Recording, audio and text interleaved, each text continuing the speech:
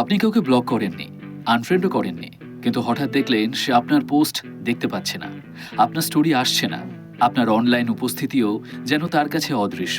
এটাই হতে পারে সফট ব্লকিং। সফট ব্লকিং মানে সরাসরি কাউকে ব্লক না করে এমনভাবে নিজের ডিজিটাল সীমারেখা তৈরি করা যাতে নির্দিষ্ট একজন আপনার তথ্য, পোস্ট বা অনলাইন অ্যাক্টিভিটি আগের মতো দেখতে না পারে।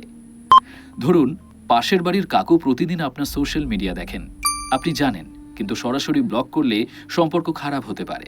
তাই আপনি পোস্টের প্রাইভেসি বদলে দিলেন, স্টোরি নির্দিষ্ট মানুষ থেকে লুকিয়ে দিলেন, অ্যাক্টিভিটি স্ট্যাটাস বন্ধ করলেন, কিংবা তাকে এমনভাবে সীমিত করলেন যাতে সে আপনার অনলাইন জীবনটা আর আগের মতো দেখতে না পারে।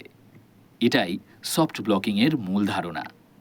আর নতুন প্রজন্ম এটাকে শুধু সম্পর্কের ক্ষেত্রে নয়, নিজেদের প্রাইভেসি ম্যানেজমেন্ট হিসেবেও ব্যবহার করছে।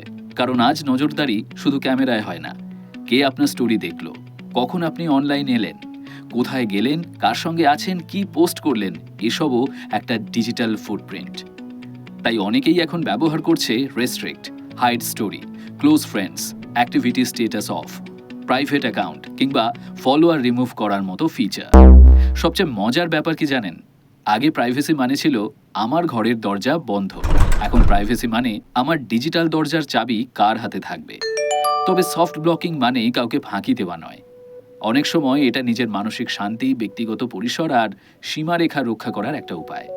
কারণ সব সম্পর্ক ভাঙতে হয় না, কিছু সম্পর্কের ক্ষেত্রে শুধু দূরত্বটা নিয়ন্ত্রণ করলেই হয়। আর নতুন প্রজন্ম সম্ভবত এই কথাটাই সবচেয়ে ভালো বুঝেছে।